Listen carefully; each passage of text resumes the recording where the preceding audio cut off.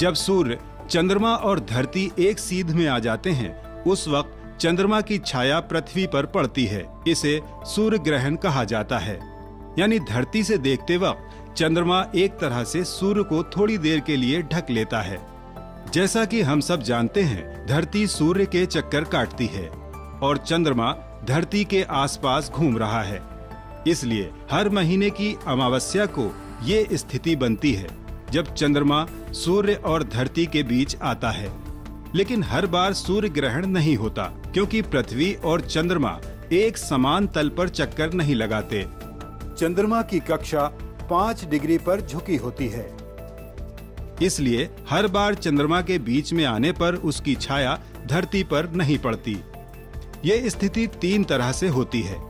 आंशिक सूर्य ग्रहण, यानी सूर्य का कुछ हिस्सा चंद्रमा से छिप जाता है। पूर्ण सूर्य ग्रहण, जब चंद्रमा पूरी तरह सूर्य के प्रकाश को रोक लेता है और धरती पर कुछ देर के लिए रात जैसा नजारा हो जाता है। और वलयाकार सूर्य ग्रहण, यहाँ चंद्रमा सूर्य के बीच होता है लेकिन उसे पूरी तरह नहीं ढक पाता। नतीजा, चंद्रमा के चारों ओर सूर्य का हिस्सा नजर आता है और एक रिंग यानी छल्ले सा आभास होता है। ऐसा होता क्यों है?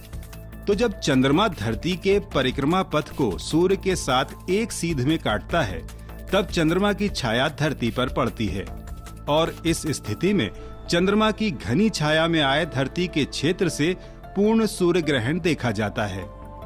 जब कभी पृथ्वी और चंद्रमा इन कटाव बिंदुओं पर एक साथ न होकर थोड़ा आगे पीछे होते हैं, इस स्थिति में आंशिक सूर्य ग्रहण होता है। धरती दीर्घ वृत्ताकार परिधि में चक्कर काटती है। ऐसे में वो कभी सूर्य से नजदीक होती है तो सूर्य बड़ा नजर आता है, और जब अधिकतम दूरी पर होती है तो सूर्य का बिंब छोटा दिखाई पड़ता है। इसी तरह चंद्रमा और पृथ्वी के बीच की दूरी घटती बढ़ती रहती है।